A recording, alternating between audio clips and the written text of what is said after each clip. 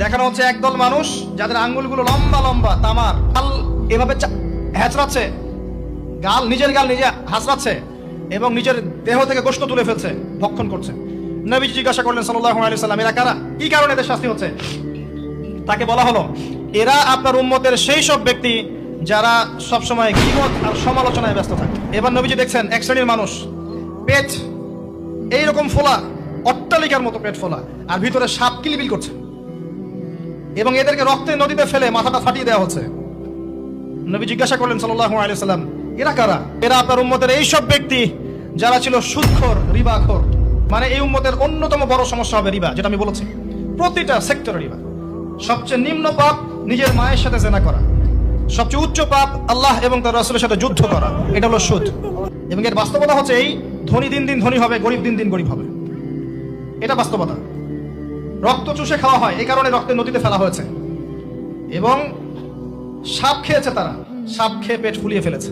আর একটা হাদিস আগেই বলেছি, যে দেয়, যে নেয়, যে সাক্ষী থাকে, যে লিখে রাখে, সবাইকে সমানভাবে লায়নত করেছেন নবী সাল্লাল্লাহু আলাইহি ওয়াসাল্লাম।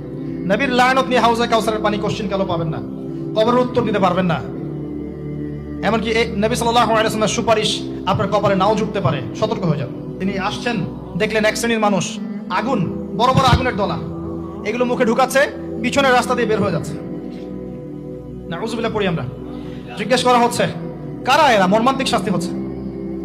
নবী সাল্লাল্লাহু আলাইহি ওয়াসাল্লামকে বলা হলো, এরা আপনার উম্মতের সেই সব ব্যক্তি, listen to me very carefully, এরা আপনার উম্মতের সেই সব ব্যক্তি যারা ইতিমদের মাল আত্মসাৎ করে খেত।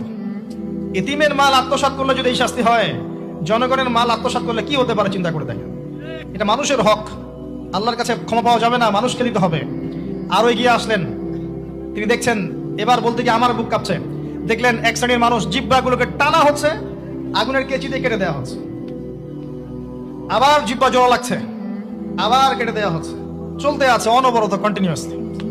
আল্লাহর কাছে কায়মন বাক্যে দোয়া করি, এই সময় দোয়া কবুল হয়। আল্লাহ পাক যেন দোয়া আমাদের কবুল করেন, আল্লাহ পাক যেন আমাকে এবং আপনাদেরকে এদের অন্তর্ভুক্ত না করেন। জিজ্ঞেস করা হলো, এরা কারা?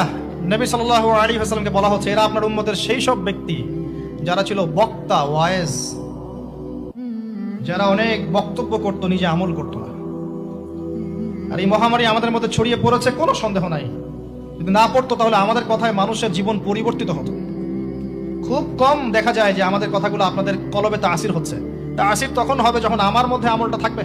জানা অনুযায়ী আমল না থাকলে এই অবস্থা হবে। আল্লাহ পাক আমাদেরকে হেফাজত করুন, আল্লাহ পাক আমাকে এবং আপনাদের সবাইকে হেফাজত করুন, আমিন। আরো এগিয়ে আসলেন, দেখা গেল এক শ্রেণীর মানুষ